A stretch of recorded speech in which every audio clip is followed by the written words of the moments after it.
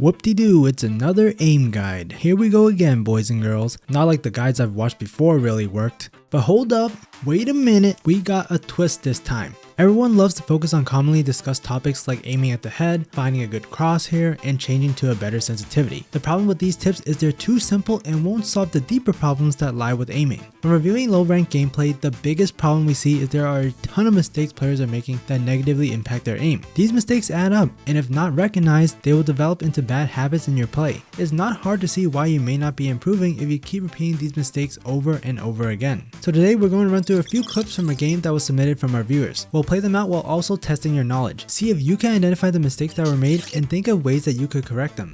Before we get into today's content, this video is only a small portion of what we have to offer. If you want a truly comprehensive guide on how to improve in Valorant, then you want to check out our website at SkillCapped.com. Our courses break down step by step all the things players need to know to begin climbing the ranks. Our simplified teaching style ensures that any player can understand and apply these concepts. The link will be provided in the description below. Now let's jump into the video. First up, we have a clip from our viewer unknown user 682. Let's roll the clip and then leave a comment with what went wrong during the duel. Make sure to do this before you continue forward where we review the play.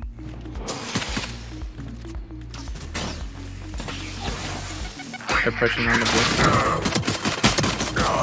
Alright, so there were a few mistakes made here. First, unknown user 682 was way too aggressive. He hears players in arcade and rotates back over to engage the enemy. He spots a player going into tunnel and decides to drop down from tower and chase them. This is where the mistake begins. There was only one player spotted and there was no other information that was given. For all we know, our homie could be running into multiple enemies in tunnel, which was what happened. Another plausible scenario that could have occurred was there was another player on the other side of arcade that had yet to push. If this was the case, unknown user would have been forced to hit a nasty flick shot to the left to kill such a player while also being in a duel with at least one person in tunnels. Getting into a crossfire like this is not ideal. You should always be looking into getting into 1 versus 1 duels where you know exactly where the player is. This way you avoid engaging multiple players at once, plus you won't have to do much in terms of actual aiming. Keep your crosshair close to where the player was spotted, and then from there you just have to make a small micro adjustment to correct your aim before firing. Minimal effort with great results. Unknown luckily ends up in just a 1 versus 1 duel initially, but it was messy.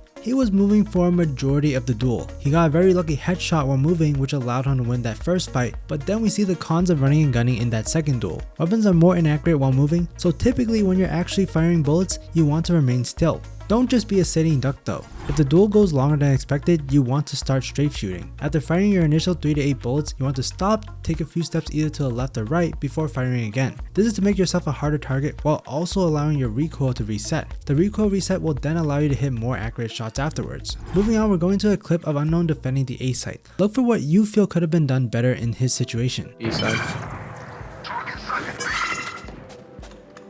Killjoy, do you need help? Yeah.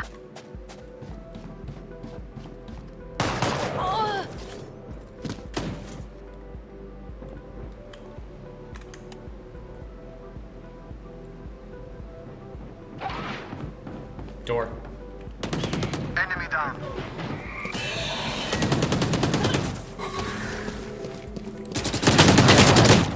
105 right now. So, in this clip, the mistake that was made was the position that unknown decided to be on to defend the site. He hides behind the double boxes, which starts off rough as is since no one has sands covered. He can be pinched from multiple different angles very easily. They could come from sands, a player could come down late drop, and then unknown had already heard players around A main. Having to flick around between 3 positions is very difficult even for a radiant level player. Eventually support comes in from sands and unknown can focus on drop and A main. However, being tucked in so tightly to double boxes ends up being detrimental in terms of being able to peek A main. Reyna's Devour helps a little bit, but it's still a rough swing to do with the double boxes in the way. Unknown ends up swinging too wide and overshooting the Reyna. This causes him to miss his shots, and Reyna was just quicker to adjust her aim. There's a few easy fixes that would have made the aim duel significantly easier here. The first option is to change your position completely to a less exposed angle. Unknown had time to reposition before the fight. If he wanted a safer option, playing in links would have been good where he can focus on A main. If you want to be more aggressive, he can take advantage of Omen's teleport to get onto the site itself safely.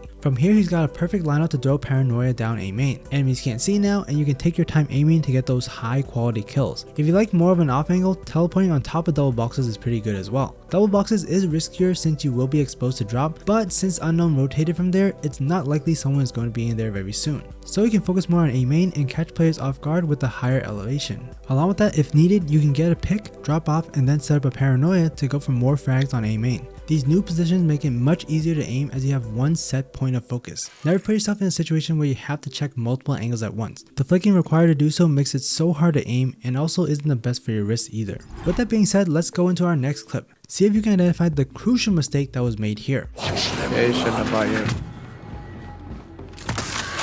Yeah, they're A. Here.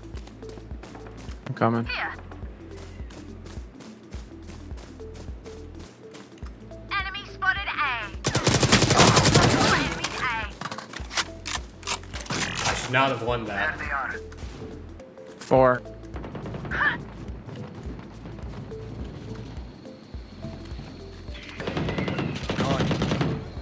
So the big error that was made here was crosshair placement. And yes, having the crosshair at head level is one aspect of this, which Unknown also needs to work on. But more importantly, the mistake here is where the crosshair is positioned overall while Unknown is pushing down B main. There were many moments where the crosshair was in the middle of a wall or choke point where it's unlikely that an enemy is going to be at. Particularly in these last few frames, Unknown's crosshair is focused on ropes, which could have been cleared earlier so he can clear out the corner where Jet was camping. Because he neglected this angle, he has to land a flick shot now, which he does do, but he should have been dead meat if the Jet had some decent aim. Looks like she needs some aim tips as well. When clearing a choke point, you want to primarily be hugging the walls where you expect there to be an enemy. Unless someone sneaked by, it's most likely an enemy would appear on the left side of B main, so that's where I hug my crosshair at the start. I then work my way down and clear towards spawn, the back of these boxes, check cave real quick, and then proceed forward. After that, we can quickly check ropes before clearing those pesky corners where the Jet was. Had Unknown cleared these angles, he would have had a much easier time aiming and getting the frag since the crosshair was already prepped. Think about common positions that players are likely to be, and make sure your crosshair is near those positions as you approach.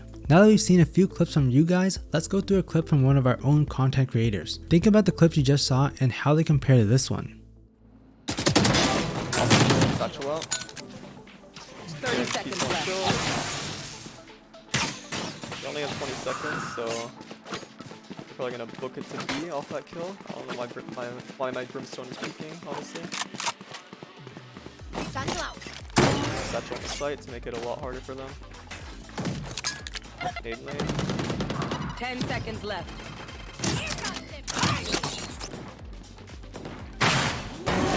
Okay, cancel the plant. All I needed to do. Last player standing. Enemy remaining. Nice, and that.